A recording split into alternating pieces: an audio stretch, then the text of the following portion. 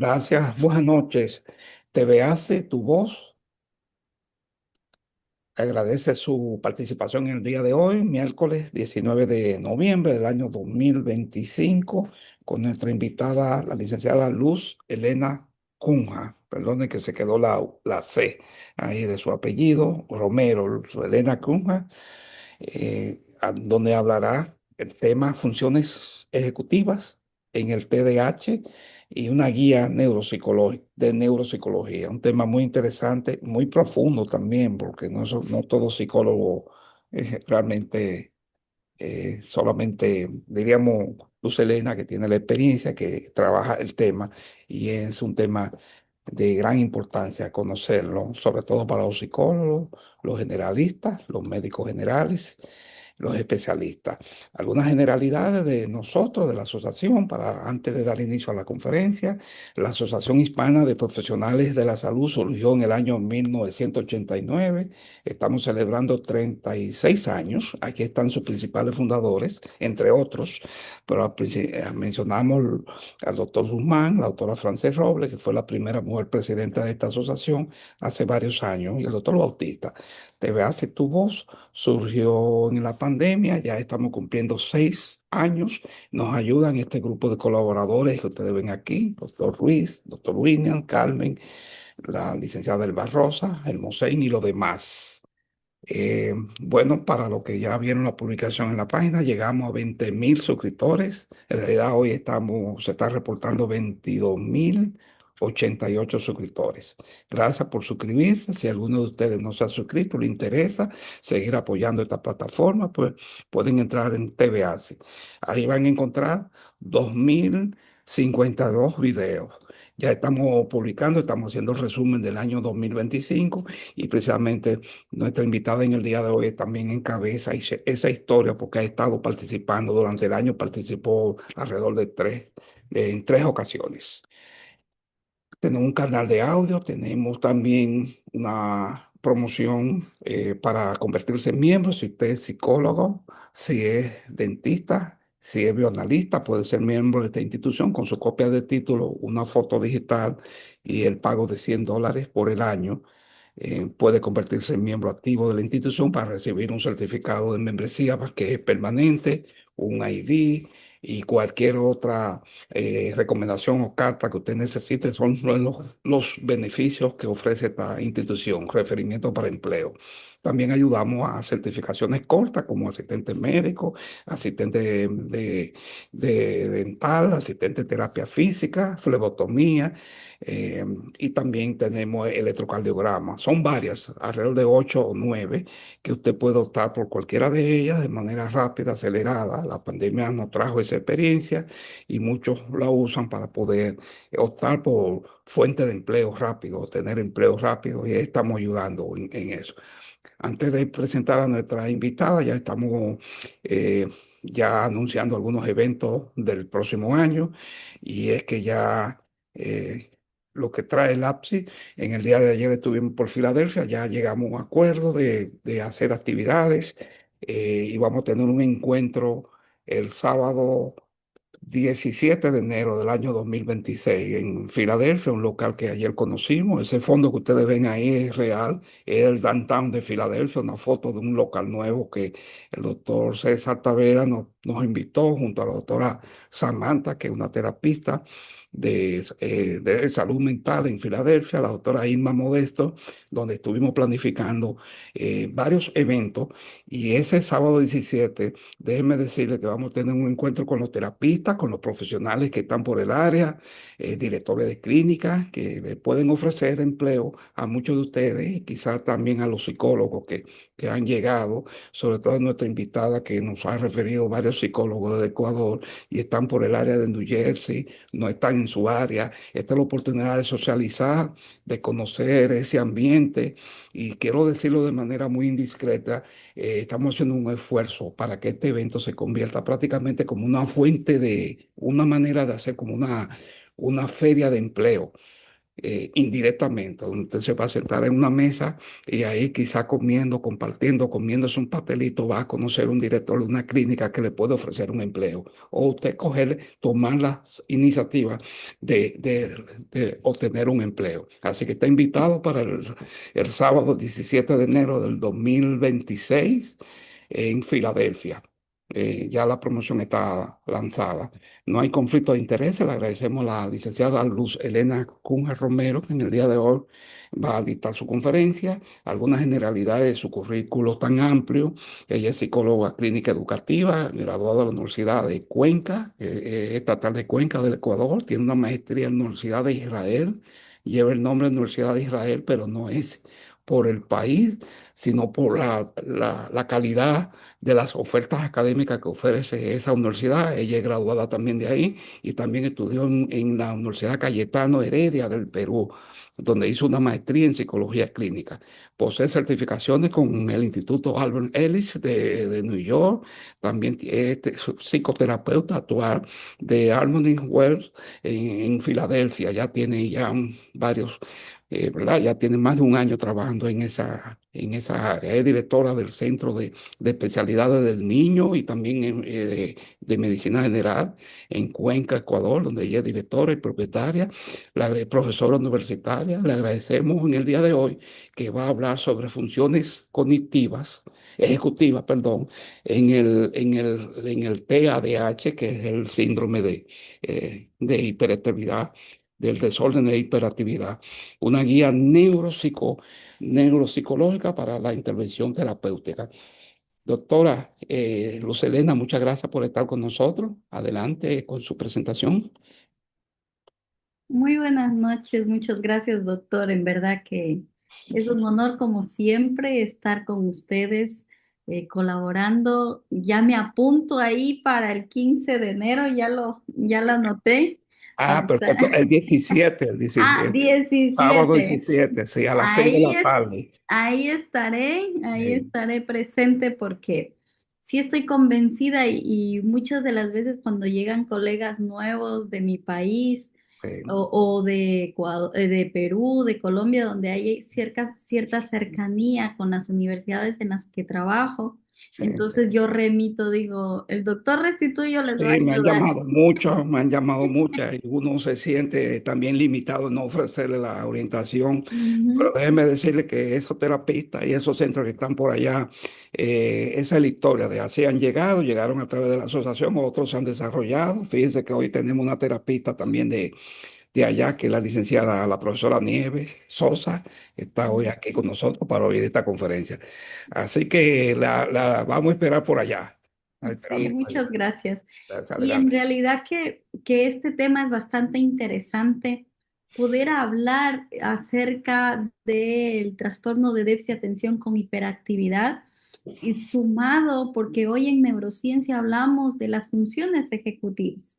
Entonces, ¿cuánto es la afectación de esas funciones ejecutivas en un trastorno que cada día más aumenta su prevalencia y la comorbilidad con otros trastornos? Entonces, quienes somos psicoterapeutas o en nuestros países que somos psicólogos clínicos, educativos, neuropsicólogos, tenemos que tener una cierta guía para poder identificar, primero, cuál es la función ejecutiva afectada. Segundo, cuáles las actividades o las estrategias metodológicas y estrategias terapéuticas que vamos a poder realizar y también cómo ese equipo interdisciplinario, porque si hablamos de niños y adolescentes, necesitamos todo un entorno terapéutico que va a sumar a ese niño, a ese paciente, su usuario. Sin embargo, cuando ya tenemos TDAH en adultos, también tenemos que crear esa red de apoyo para estos usuarios. Entonces, eh, quiero compartirles, hice un material, si me puede ayudar, por favor, doctor, para poder compartir la pantalla. Sí, adelante. Ah, ok. Sí, perdón.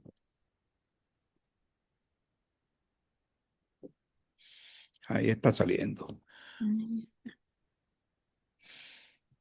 Muy bien. Entonces, El TDAH es uno de los trastornos que definitivamente los he venido estudiando ya desde hace algún tiempo. Les comento, queridos colegas y quienes vean esta presentación. Porque les comento, entre paréntesis, creo que si en algún momento, tengo 47 años, me hubieran tenido que evaluar, cumplo con todos los criterios para una paciente con déficit de atención de tipo inatento, ¿sí? Y entonces, hace algunos años he empezado a estudiar este trastorno, por lo tanto, creé un método de intervención que se llama el método MILEC, donde hacemos evaluación, intervención, y fue realizado con una población en Latinoamérica de 380 niños. A quienes les interese, puedo compartirles algunos artículos científicos en relación al trastorno de déficit de atención con hiperactividad.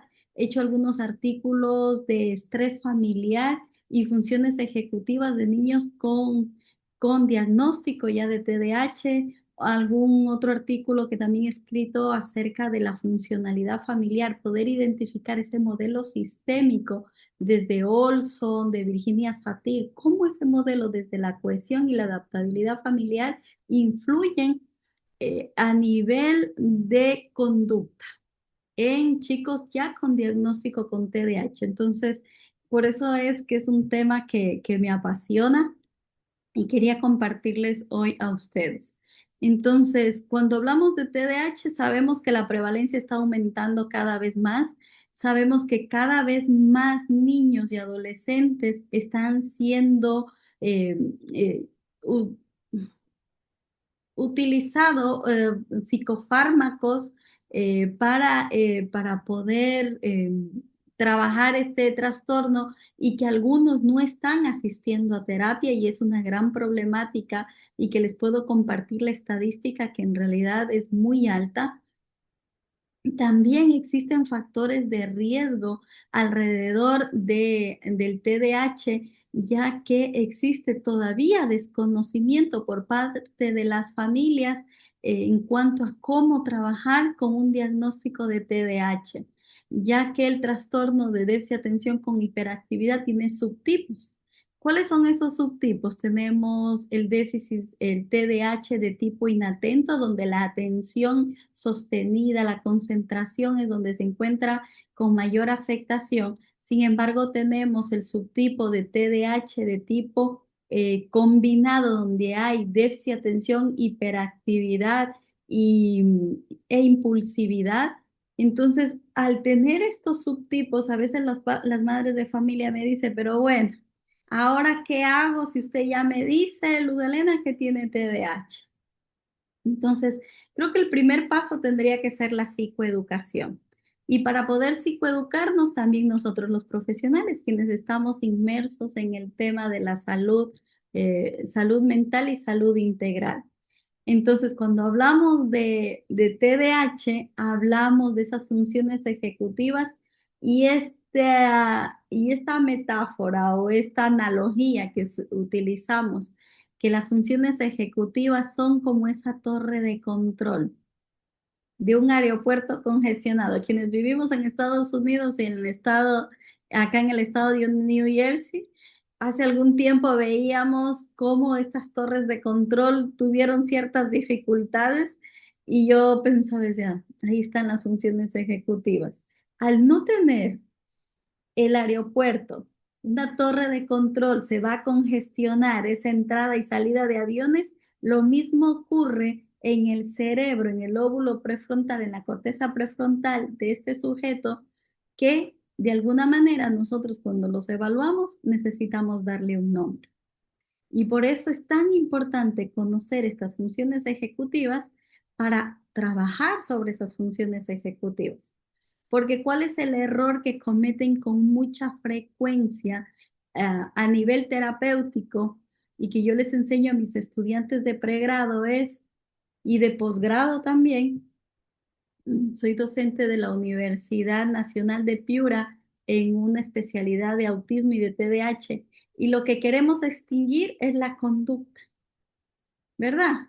Como terapeutas queremos extinguir la conducta, sin embargo, no identificamos cuáles son esas funciones ejecutivas que están alteradas y sobre las cuales voy a trabajar. Si yo trabajo las funciones ejecutivas, el resultado va a ser cambios de conducta, ¿sí?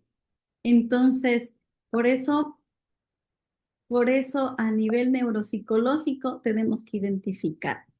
Entonces, esas funciones ejecutivas, ¿qué son? Son habilidades, ¿sí? Cognitivas que permiten la anticipación, el establecimiento de metas, la formación de planes y programas y actividades que nos van a ayudar a qué? A autorregularnos, a hacer las tareas, la habilidad. Por eso es que es tan importante señalar así, con mayúscula, las funciones ejecutivas son habilidades que usted como terapeuta tiene que identificar cuáles son. Se me ocurre un adulto, porque recuerden que el TDAH persiste con la edad, no hay una cura, es una condición que este sujeto va a estar con trastorno de TDAH desde que nace hasta el fin de sus días. Entonces, ¿qué tengo que yo como terapeuta poder identificar? ¿Cuáles son esas fortalezas y debilidades? ¿Cuáles son esas áreas donde vamos a poder trabajar y poder llegar a cierta madurez de la corteza prefrontal? Entonces, como les había mencionado, aumentado a nivel de trastornos del neurodesarrollo, no tienen idea que existe comorbilidad. ¿Con qué? Con el autismo. Dentro del trastorno del espectro autista tenemos trastorno del espectro autista y TDAH. Tenemos TDAH con ansiedad y depresión. Tenemos TDAH con trastorno bipolar. Tenemos TDAH con trastorno negativista desafiante. Tenemos TDAH con síndrome de Down. Entonces, al tener esa amplia gama de trastornos asociados dentro de esta comorbilidad, nosotros vamos a tener que saber, coger con pinzas sobre qué voy a trabajar, qué voy a poder hacer, ¿sí? Entonces, cuando estas dificultades dentro de las funciones ejecutivas son centrales y que están fuertemente vinculadas al funcionamiento adaptativo. ¿Por qué? Porque muchas de las veces cuando diagnosticamos TDAH, nos dicen, pero en mi casa no se comporta de esa manera cuando hay dificultades a nivel de conducta, impulsividad, dificultades de control inhibitorio. Solo en la escuela es así. O está con la abuelita, con la tía, con la prima y es otra persona. Entonces, para que nosotros podamos diagnosticar que existe un TDAH con la comorbilidad que pueda ocurrir de acuerdo a la evaluación y el uso de herramientas adecuadas psicotécnicas, usted tiene que identificar que esas conductas se repiten en dos o más contextos y que está esto afectando a nivel adaptativo. ¿Sí? Sí, se desconcentra porque hoy en día los chicos nacen con un chip diferente, ¿verdad? No son los mismos eh, niños que en nuestra época que nosotros nos decían, siéntate y uno era así, bien comportadito y todo excelente. No, hoy en día los niños les cuesta mucho acatar normas, reglas, límites. Sin embargo, a nivel académico está muy bien. Le cuesta acatar normas y reglas, pero a nivel social la maestra dice, puede socializar muy fácilmente, no tiene dificultades. Entonces ahí va el tema de poder hacer una adecuada evaluación dentro de los diferentes contextos donde se encuentre ese sujeto para poder identificar si es en realidad un trastorno de hiperactividad con déficit de atención o es un contexto familiar, una familia disfuncional que definitivamente no aporta y es un factor de riesgo para ese menor. Y les voy a hablar siempre de menores de edad y de niños y adolescentes porque es con la población que más se trabaja. Un definitivamente en casa se comporta muy bien, sigue normas, reglas y límites, y en el aula no acata normas, reglas y límites. Entonces ahí yo puedo hablar de una dispedagogía.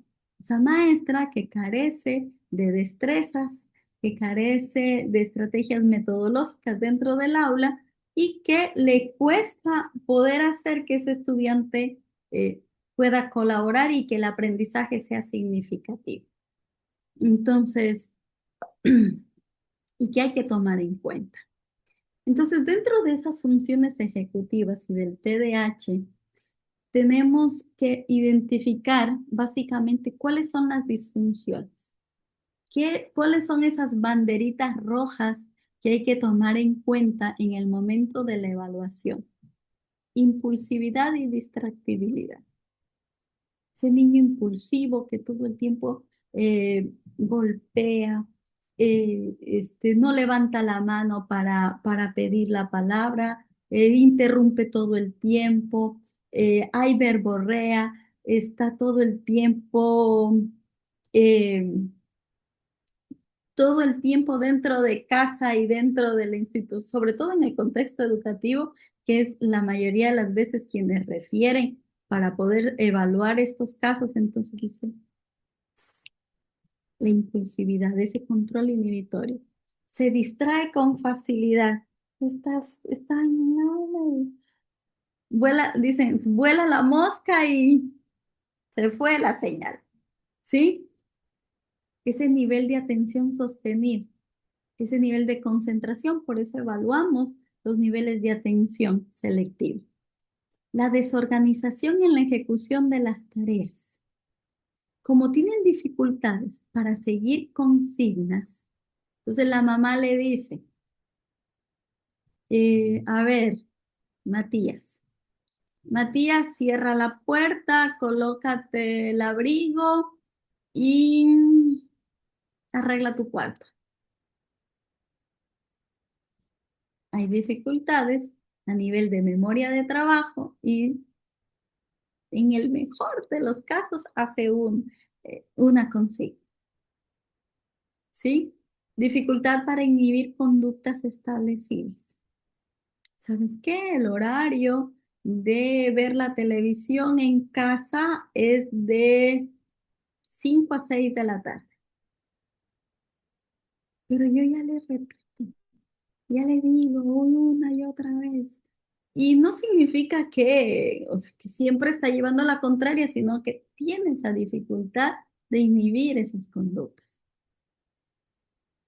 Dificultad para cambiar entre actividades. Se me ocurre. Tiene ya establecido, muchas de las familias también les cuesta establecer rutinas.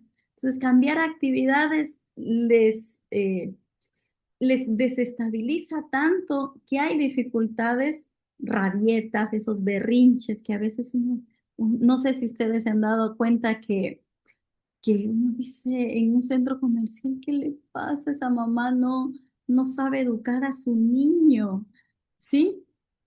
Posiblemente le dijo, ¿sabes qué? Espera, luego compramos el helado.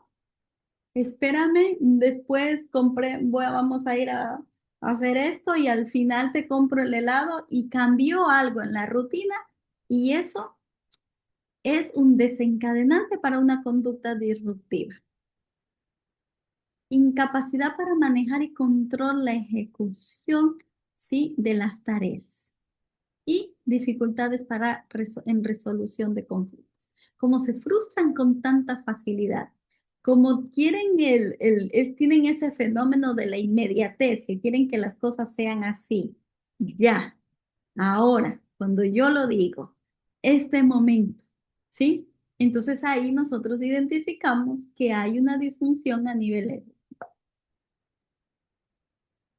También tenemos que reconocer que dentro de los trastornos del TDAH, como lo conocemos, es un trastorno multifactorial. Sin embargo, sí hay una característica bastante discutida, pero también que hay evidencia científica de que es altamente heredable. Los que son psicoterapeutas me lo van a asegurar. Cuando uno empieza a hacer la historia clínica y el papá a veces dice, pero yo cuando era niño era así igualito, ¿sí? Yo también tenía problemas en la escuela. Yo también me desconcentraba con facilidad. A mí siempre me estaban llamando la atención. Entonces ahí nosotros tenemos que identificar esa carga hereditaria y poder también trabajar dentro de ese núcleo familiar. Sabemos que los genes de mayor interés en este trastorno es la dopamina, ¿sí? Y que definitivamente los receptores y estos transportadores de dopamina son los que los vemos alterados. A nivel de neurociencias y a nivel de neurobiología, sí tenemos que considerar que al ser un trastorno de regulación de neurotransmisores, no es, aquí con mayúsculas, no es una deficiencia de dopamina. Está esta neurona aferente y esta neurona eferente cuando hasta en esta sinapsis aquí, esta regulación de estos neurotransmisores. Entonces ahí cuando la dopamina, que es como les había mencionado, el neurotransmisor que está más implicado y que necesita la recompensa de manera inmediata y que necesita esa hiperquinesis en todo momento, entonces ahí es donde nosotros podemos ver y que hay que psicoeducar a las familias frente a poder, ¿sí? Generar mediante estimulación neurocognitiva, que es lo que realizamos luego dentro del proceso terapéutico. También otros neurotransmisores, la norepinefrina. ¿Sí? Y que está involucrada sobre todo en la atención, en el estado de alerta, ¿sí? Y que como sabemos que está afectado, tenemos esta dificultad de atención y también para poder la autorregulación. A nivel estructural, la corteza prefrontal es la clave, sabemos, de las funciones ejecutivas, la planificación, la memoria de trabajo,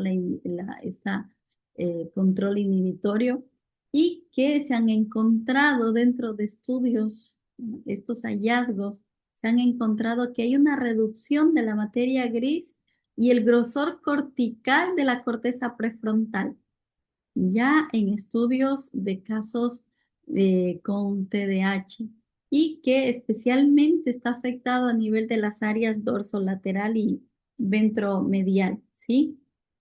Que vemos cómo está esta reducción a nivel de esta área cerebral y que mediante eh, resonancia magnética funcional y estructural se ha hallado estos resultados. A nivel también de neurobiología, sabemos que los ganglios basales, el cerebelo, tienen directa conexión a nivel de disfunción en estos casos. Vemos a nivel de cerebelo una reducción en el volumen y también podemos ver a nivel de los ganglios basales cómo puede, a la reducción de esto a nivel del núcleo caudado y del putamen, que se relaciona a esta sintomatología, sobre todo en la hiperquinesis, esa hiperactividad e impulsividad. Entonces, cuando nosotros hablamos de ciencia y de neuropsicología, también tenemos que ver que existe un desarrollo atípico del cerebro. Sabemos que el cerebro de un sujeto con TDAH tiene menor sensibilidad a la recompensa. Por eso los tratamientos tienden a ser mucho más largos, tienden a ser en ocasiones más cuidadosos, tendría que decirlo de alguna manera, porque lo que necesitamos y buscamos es cierta maduración de esta corteza prefrontal, ¿sí? Y que lo que tratamos es de hacer un proceso más eh, a nivel conductual y luego cognitivo por la misma inmadurez que podemos encontrar. Porque en la mayoría de casos, si vemos a nivel de terapia cognitivo-conductual, y que algunos autores refieren, dicen, bueno, vamos a trabajar y vamos a hacer terapia cognitivo-conductual. Honestamente, ya les voy a hablar acerca de esto. Eh, yo prefiero hacer primero un reforzamiento conductual y luego cognitivo, por la misma inmadurez que puedo encontrar en un niño o un adolescente con este diagnóstico. Trabajo conducta, luego trabajo el área cognitiva y se puede ver mejores resultados. Les recomiendo un autor que es Alfredo Ardila, que es un autor colombiano, autor de algunos libros y sobre todo del test, el ENI. Él habla mucho de estos cambios a nivel conductual más cognitivo. Entonces yo me oriento honestamente por esa línea. Entonces, cuando ya identificamos esta neurobiología de este trastorno, también, bueno, ya conozco y ahora qué hago, ¿verdad? Ahora qué hago como profesional, como médico también, porque dentro de todo lo que hacemos y quienes nos remiten los casos también son los doctores. Ese pediatra que puede identificar que hay ciertas conductas o que la madre refiere que su hijo no logra concentrarse, que logra identificar que hay impulsividad y que también me vea, bueno, entre paréntesis, hay trastornos de sueño asociados con el TDAH. Dice, lleva 2 días que no hemos podido dormir, 3 días que no hemos podido dormir.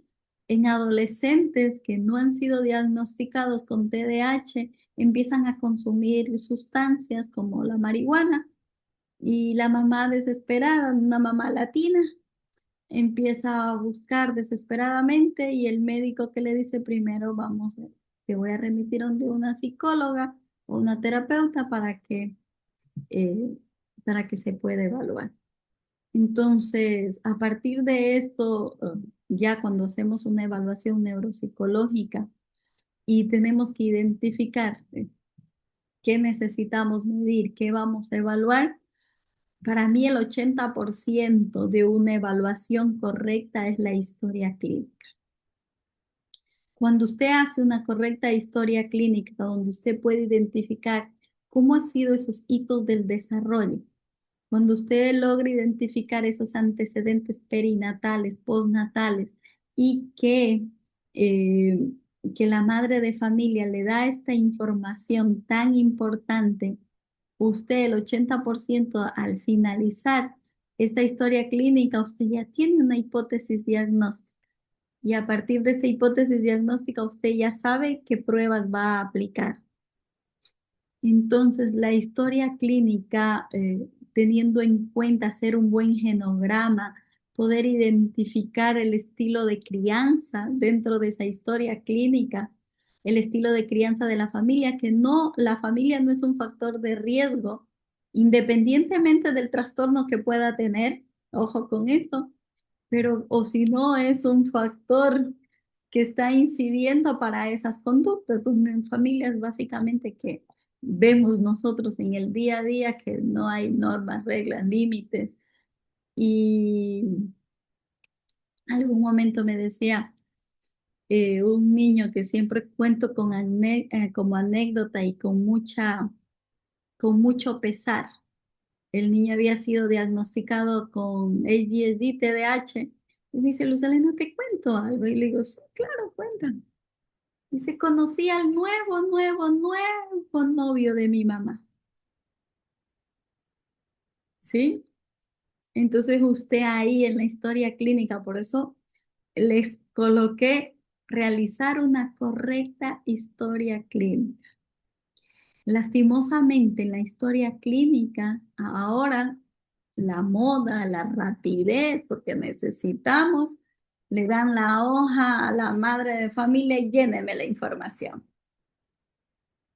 Yo soy de la vieja escuela. Me siento y tengo que identificar, ver cuál es la conducta. En el mejor de los casos, cuando uno puede hacer hasta que esté presente el padre y la madre ahí. Entonces, eh, ahí usted va a poder identificar esos signos de alerta en el neurodesarrollo. ¿Sabe qué? Ustedes son médicos, muchos de ustedes. No puedo respirar, tuve una hipoxia. Mm. Luz Helena convulsionó. Mm. Usted va a notar, ¿sí? Y usted tiene el 80% de ese proceso de evaluación neuropsicológica, sabe por dónde va el asunto. Porque a veces nos convertimos en profesionales tesistas, de llenar test y pruebas y screening. Y la observación clínica la dejamos de lado. ¿Sí? Entonces, dentro ya de la evaluación neuropsicológica, ¿qué evaluamos? Memoria de trabajo, evaluamos lenguaje, cómo está su lenguaje expresivo, comprensivo.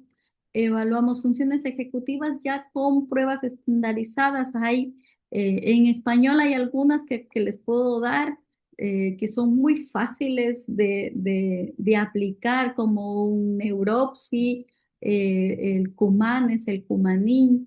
Son pruebas bastante fáciles, rápidas y que usted puede tener información relevante, sobre todo si está en una etapa escolar, cómo está la leximetría, cómo está la fluidez verbal, cómo está la atención sostenida. Esas pruebas vamos a evaluar. A nivel de control inhibitorio, podemos aplicar un stroke. Hay un test, el test de Cortnes o el EDA, que es un protocolo, que es un screening para padres de familia y es un screening para la institución educativa, para la maestra o para alguien que conozca, porque una cosa, nuevamente en temas de neurodesarrollo, es lo que me dice la madre de familia, otra es lo que me dice la maestra, y usted tiene que identificar que si son las conductas se repiten en estos dos contextos. Entonces, aplico EDA o el test de Corners y les envío. Hay Corners para padres y Corners para docentes. Entonces, se les envía. También poder hacer un análisis funcional de la conducta para que usted pueda identificar el para qué de las conductas, la función, si la función de la conducta es para llamar la atención, si es una función de conducta para de evitación o es una conducta sensorio-motora. Entonces usted hace un análisis funcional de la conducta y logra identificar. Eh, no sé cuántos de los que vean este video son psicólogos, pero como cultura general, yo sí les recomiendo que apliquen una escala de Wechsler. Puede ser de acuerdo a la edad, un WIPSI, un WI5 o una escala de Wechsler para adultos, el WISE, y que usted puede identificar también, no solo para poder identificar el nivel cognitivo, sino también podemos identificar funciones ejecutivas en las escalas de Wechsler.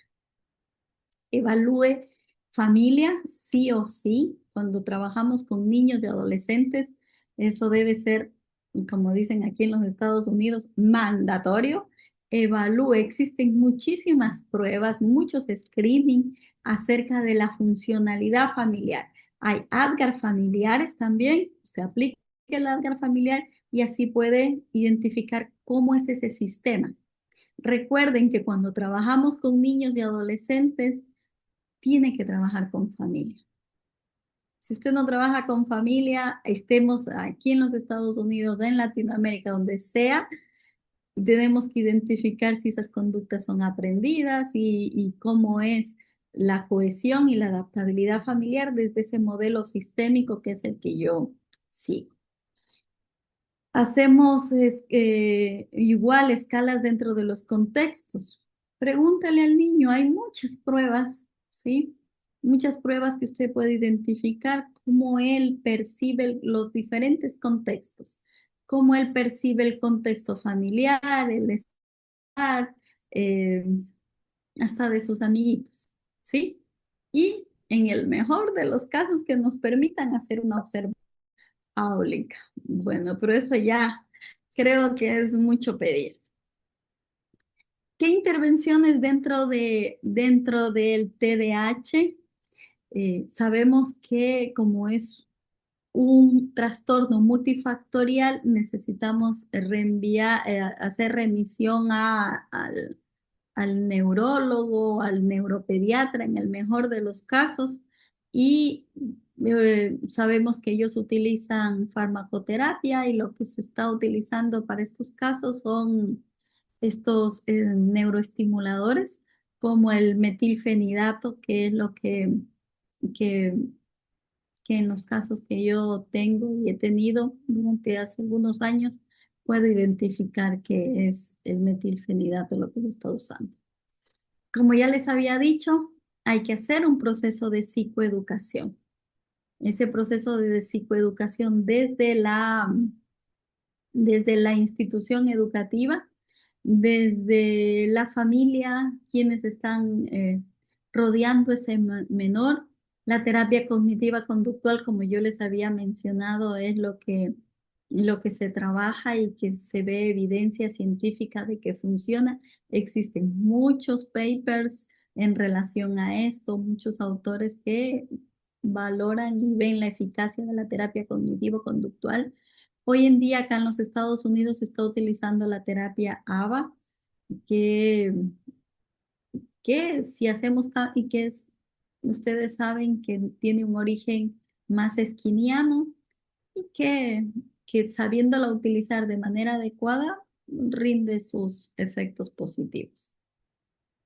Se hace entrenamiento de habilidades organizativas, como tienen dificultades a nivel de planificación, de memoria de trabajo, de control inhibitorio. Entonces, si sabemos que es una habilidad, pues vamos a desarrollar esa habilidad que no tienes para que inmadurez a nivel de la corteza prefrontal vamos a poder alcanzar mediante estos entrenamientos. Y el entrenamiento como padres, como ya les había mencionado, es fundamental poder hacerlo.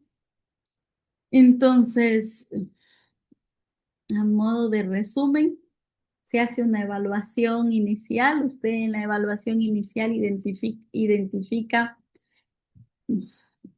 qué está pasando, cuáles son esas fortalezas, esas debilidades. Nos colocamos metas funcionales. Ojo, metas funcionales, ¿a qué me refiero? Ok, de aquí a 6 meses, yo vamos a lograr que el Matías eh, siga normas, reglas y límites en casa y en la institución educativa.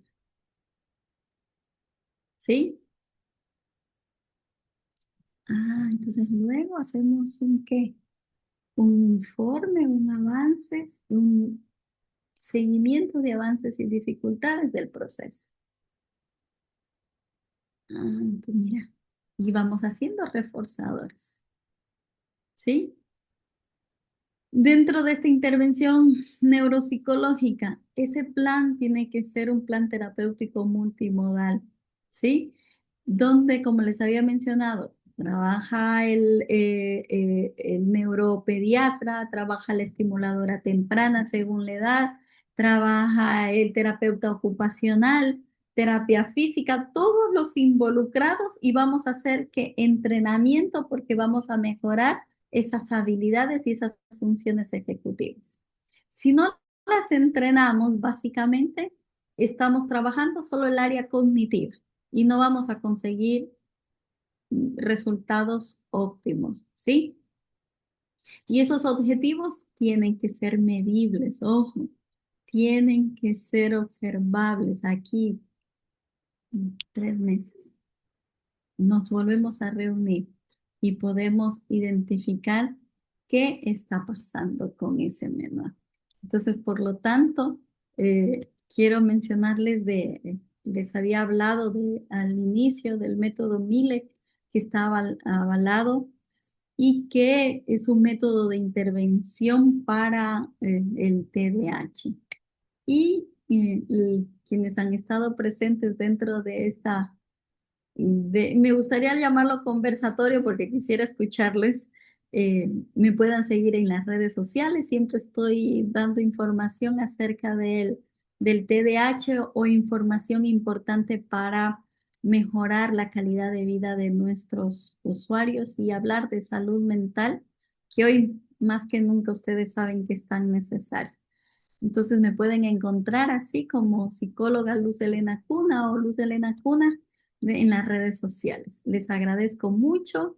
Estoy abierta para hablar de TDAH. Yo puedo hablar muchísimo y que es un tema, como les decía, que me apasiona y que sé que se puede trabajar más, porque a la final les quiero decir de que no solo está pasando mal el niño que tiene la etiqueta aquí de HDSD o TDAH, sino también la familia, ese entorno familiar que necesita un proceso de psicoeducación adecuado y que ese niño, ese adolescente, sobre todo en esta población infanto-juvenil, no estás enfermo, no es una enfermedad que tienes, es una manera diferente de ver el mundo. Les agradezco mucho. Muchas gracias, profesora Luz Helena. Gracias por siempre es interesante un tema y yo sé que a usted le apasiona y también tiene la experiencia ya desarrollada en este tema tan... Se puede decir que está de moda, licenciada, en su experiencia manejando casos y siendo instructora y que ha desarrollado este método también de manejo. Ujú. Sí, Siempre existe ese lástima. debate si es que se ha aumentado el diagnóstico, estas herramientas para pensar en ello o no. Así como yo les había mencionado, pienso que hay un error a nivel de salud, de que hay muchos diagnósticos express. Sí. Están dando diagnósticos con una o dos visitas al especialista y Oh, como yo les había mencionado, hay que hacer toda una evaluación integral desde los diferentes contextos para al final yo poder decir, ¿sabes qué? Si cumples con todos los criterios y tienes TDAH. Lastimosamente, con una visita a un pediatra o a un psicólogo le dicen, no, tiene TDAH y no se hace el seguimiento. Entonces, hay sobrediagnóstico también en algunos casos y en nuestros países, lastimosamente, quienes en realidad tienen, en verdad sí tienen TDAH, como el acceso a la salud o a procesos como sí, estos no es accesible. ¿Por qué? Porque los ministerios de salud, a lo mejor no todos tienen un psicólogo, una neuropsicóloga. Hasta en este país sí, es difícil conseguir un neuropsicólogo. sí, muy difícil, muy Ujú. difícil. O sea que no se puede hablar de epidemia, como en algunos casos, hay una epidemia de estos casos. No existe como tal. Yo pienso que les estamos debiendo como profesionales a esta población. Sí, es lo mismo que algún día me gustaría poder hablar del autismo. Ok, No todo es autismo, ni todo es TDAH. sí, sí. Yo creo, ¿cómo están ustedes? Buenas noches. Adelante, Tarde, doctor porque Ruiz, salí saludos. de cirugía tardísimo y cuando vine a darme cuenta, contra, no pude Sí, conectarme nos al camino, imaginamos, sí, la pero doctora Piña por estaba eso preguntando ya. llegué tarde Sí, a sí, pero no es que también se han declarado más, tenemos más especialistas que tratan más, ven más claro, los casos. No es que haya una epidemia, es que se han diagnosticado mejor ahora, por eso uno lo nota más. sí, Es porque ahora hay más acceso a yo mandarlo al neuropediatra, al neuropsicólogo, y eso, entonces es más fácil, más cómodo, más fácil naturalmente, y uno cree que hay más casos, no es que hay más casos, que se diagnostican mejores. No sé, sí, la psicóloga, sí, eso no sí, sé. puede ser. Adelante. Sí, es lo que hablaba del acceso. Exacto. Posiblemente hay mayor acceso a la información. Lo que sí siempre yo recomiendo es evitar la etiqueta y hacer una evaluación exhaustiva, que cumpla con todos los criterios y hacer el seguimiento. ¿Por qué? Porque hoy las mamás o en familia también con la inteligencia artificial, el ChatGPT colocan y ya el ChatGPT le está dando el diagnóstico. Entonces sí hay que concientizar y psicoeducar a la sociedad de acudir a un profesional y que el profesional sea el que le dé el diagnóstico. Sí, naturalmente que sí. Y ahora Sí, hay más así. especialistas Ujú. tratándolo también. Sí, Antes nosotros teníamos en el país dos neuropediatras. Para tú encontrar una consulta a un neuropediatra te pasaban 2 años. Entonces ya sí, sí, ahora hay escuelas de neuropediatría aquí así. y se encuentran más fácil y se encuentran los psicólogos, neuropsicólogos. Antes eran psicólogos generales, ahora son neuropsicólogos. O sea, Sí, tenemos sí, esa facilidad, como dice la licenciada, de acceso a la salud. claro, claro. ¿Alguien más tiene alguna pregunta o comentario sobre el tema para la profesora? Pueden abrir su micrófono. Ok. Doctora Piña, está Buenas todo bien. noches al doctor Luis, que Adelante. llegó tarde. Bueno, no tengo, Pero llegué. pero Llegó. llegó. Exactamente. No, Sí, sí, ya se lo extrañaba. el tema es Sí, muy sí, importante, Sí. muy bien dado. Estamos sí, muy bien enterados de lo sí, bueno sí, que ha sido el tema. sí, sí. Muchas gracias, doctora Piña.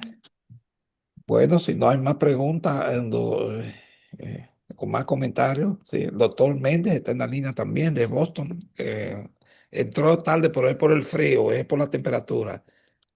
Bueno, realmente sí, estaba en una reunión y llegué tarde, Ah, sí, no, yo pero sé. seguí, sí, Sabemos, sí, está todo este, bien. me integré rápidamente y más o menos Sí, pude coger el toque al tema. sí, Entonces me sí. gustaría preguntarle, ¿hay algunos factores que inciden en, en, en esta patología en el momento genético? Yo diría, ¿hay algunos factores genéticos o factores externos en que inciden en esta patología? Y si realmente con cuáles enfermedades hay que hacer el diagnóstico diferencial, porque frecuentemente hay muchos diagnósticos que son erróneos y son también referidos al neurólogo. Hay algunas otras patologías de neurología que se parecen, pero no lo son. Y si también, son tres preguntas en una, y si también hay algún método diagnóstico de imágenes que nos diga o que confirme el diagnóstico. Le hago la pregunta, por ejemplo, ahora recientemente el doctor José Joaquín Puello, en una entrevista de televisión que hizo con la periodista Marcela Álvarez, se refirió al término de la homosexualidad, donde decía que se han descubierto estudios de imágenes donde el cerebro tiene una característica específica en los homosexuales, diferente tanto el del hombre como el de la mujer. Es decir, que ya se han encontrado imágenes donde tiene ciertas circunvoluciones muy diferentes a los otros y se ha visto por imágenes. ¿Existe entonces en el TDAH algún estudio de imágenes que se refiera a la enfermedad o es básicamente por historia clínica y algunos tests? Y si hay algunos factores hereditarios que ya se puedan tomar en cuenta antes de procrearlo. Sí. A ver, voy por la primera. Sí, sí hay evidencia de neuroimagen. Principalmente hay la resonancia magnética estructural y funcional, que se está utilizando para poder identificar las alteraciones estructurales y funcionales dentro de este trastorno. Definitivamente tiene, y para responderle la primera pregunta. La segunda pregunta, sí, existe una correlación directa a nivel de hereditaria, ¿sí? Sabemos de que eh, estas estimaciones varían en un 70 y un 80% de carácter hereditario. Y la tercera pregunta, que usted me hablaba de la comorbilidad dentro de los trastornos del neurodesarrollo, es como una gran familia dentro de los trastornos del neurodesarrollo, donde están los trastornos de aprendizaje, lo que es la dislexia, la discalculia, la disortografía y la disgrafia. hay correlación con estos trastornos. Están los trastornos motores, está los trastornos intelectuales, la discapacidad intelectual leve, moderada y grave, hay correlación, y está el trastorno dentro del espectro autista. Entonces, tenemos esta gama dentro de esta familia de los trastornos del neurodesarrollo.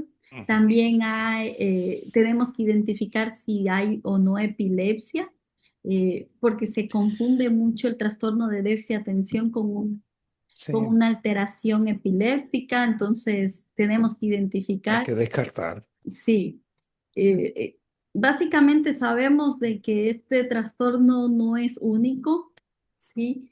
Hay trastornos de conducta, hay bipolaridad, hay ansiedad, que hay Sí, comorbilidad, sí. O sea, según el de caso. manera que un paciente con TDAH puede también convulsionar.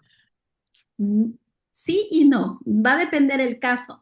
Lo que yo les recomiendo, y por eso es que yo envío al neuropediatra, es para saber si no es si es epilepsia, si no es una crisis de ausencia lo que está Sí, generando el déficit de atención, exacto. ¿sí? Sí. Identificamos si hay una crisis de ausencia o es un TDAH como tal, que es muy Sí. frecuente. Muy bien. Ujú. Y ¿Alguien ciertamente más? Sí. las neuroimágenes, la resonancia magnética estructural Ujú. y funcional podría darte alguno, pero no se usa tan frecuente, creo. Para los neurólogos pediatras creo que no lo usan tan activamente porque casi lo hacen por clínica. No sé usted, Sí, licenciada, cómo, pero casi siempre por clínica, la herencia y una buena historia clínica y los test te da más, te da quizá en nuestro medio es más difícil conseguir una resonancia magnética funcional, estructural, que hacerlo por clínica y se basan y lo tratan por clínica los neuropediatras. claro. Sí. O sea que, Excelente pregunta. Miren, por los costos, una, un electroencefalograma, y yo les hablo de mi país, un electroencefalograma está variando en Ecuador entre unos 200, 300 o $400. Entonces, sí es alto para una familia, y que no es como acá en los Estados Unidos que nos cubre los seguros, no, allá usted tiene que sacar su dinero sí, y pagar. pagar, sí.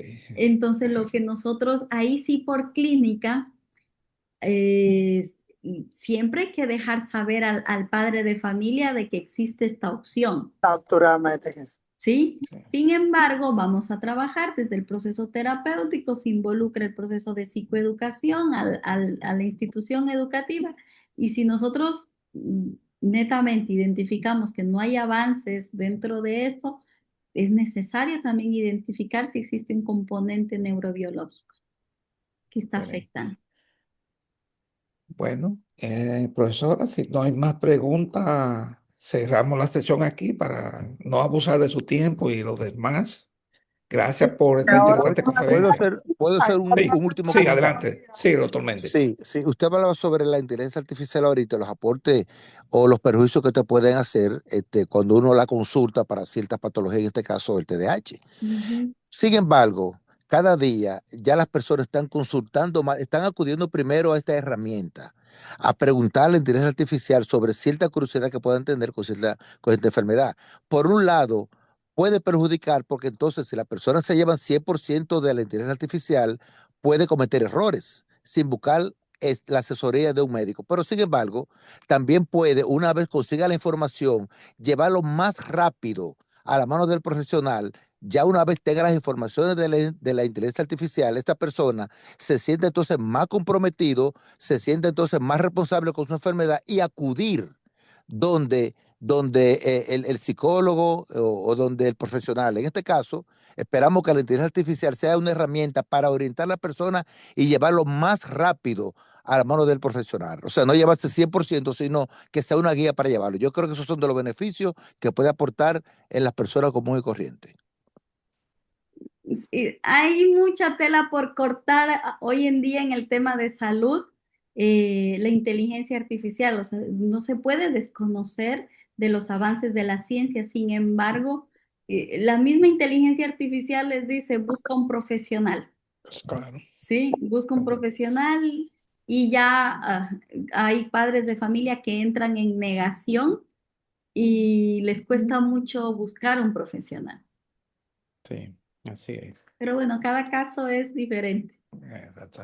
Bueno, muchas gracias, profesora, por su participación en el día de hoy. Esperamos verla en Filadelfia el Ahí sábado estaré. 17 de enero del próximo año, que ya estamos planificando varios eventos. Gracias por su tiempo, gracias a todo el público que participó, doctor Méndez, doctor Ruiz, doctora Lourdes, Yulisa, los demás, y Nieves también, que no habló, pero gracias por entrar y estar en el día de hoy. Buenas noches. Buenas noches. Buenas Gracias. noches. Muchas, Gracias, Gracias a doctor. muchas todos. Gracias por la gracias. oportunidad.